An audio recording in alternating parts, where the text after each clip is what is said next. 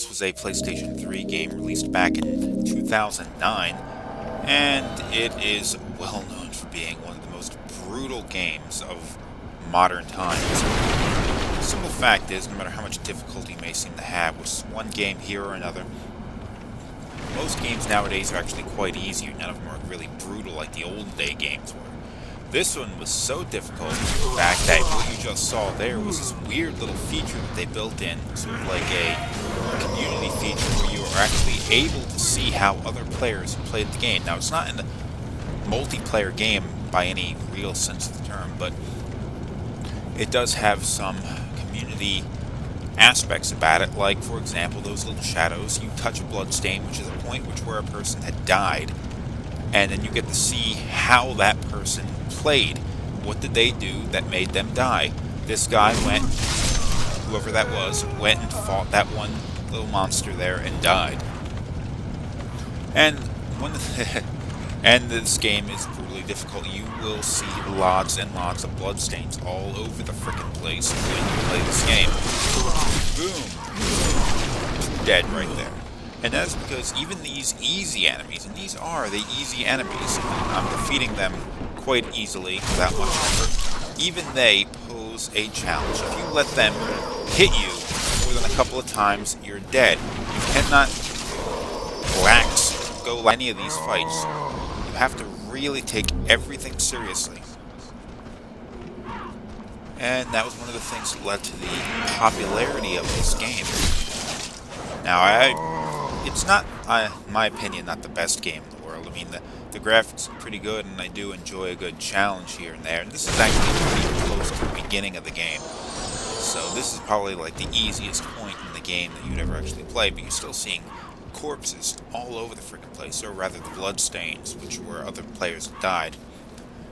And that's pretty freaking cool, I think, that it throws that much difficulty at you that early in the game, that these people are dead everywhere. But the controls are a little bit tight, and it really comes down to the difference between playing the game well and playing the game like a sucky little bitch, is that you have to get everything down to timing. Time your sword swings and all that kind of stuff, as opposed to just going in like a lunatic.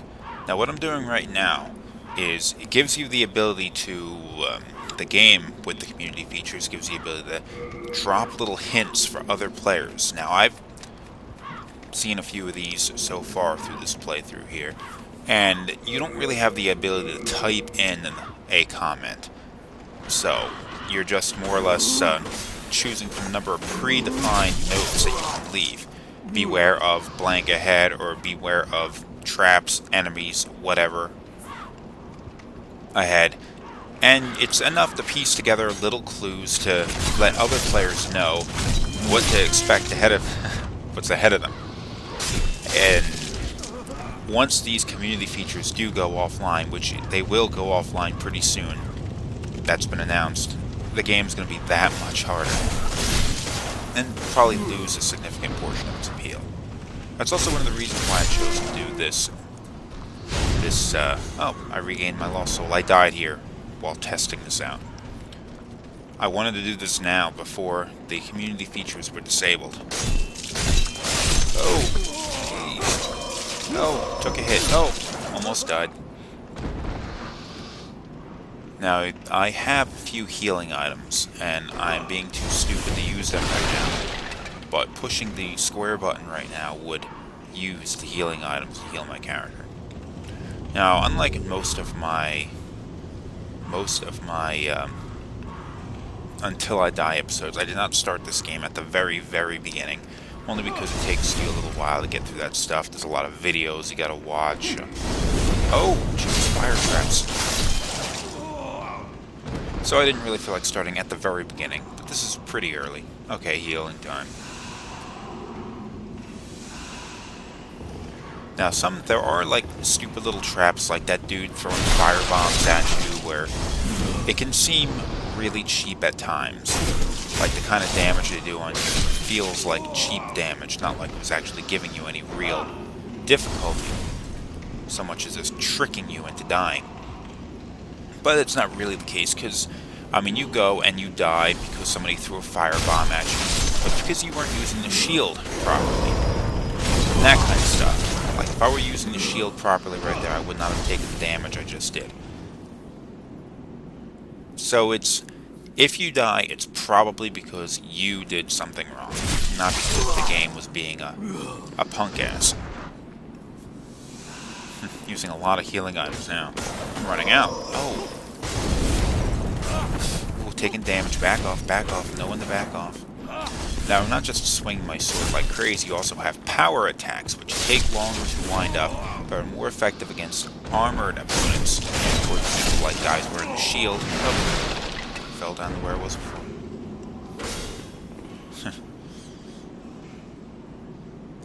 Overall, I think this is probably one of the better games that came out. Yeah, I think this came out during a time when the PlayStation 3 was considered to have a drought of good releases. Probably one of the reasons why it got as much acclaim as it did. But it was still pretty good, and it did spawn a sequel, what was it called? Dark Souls, or something like... Yeah, Dark Souls. Something like that. And even a sequel to that has been released. I've never played that, or the sequel, so I look forward to eventually picking that up. But for now, I'm going to stick with Demon Souls, because it's kicking my ass plenty enough. Now, I don't remember exactly where I need to go, because it's been a while since I played this game, maybe 1 or 2 years. So I'm more or less just running around in the dark.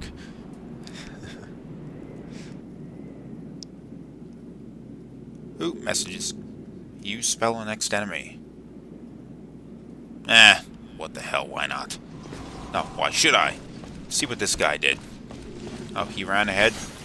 And, oh, nope, I'm dead. Shit, maybe I should have taken their advice. Well, end of the episode.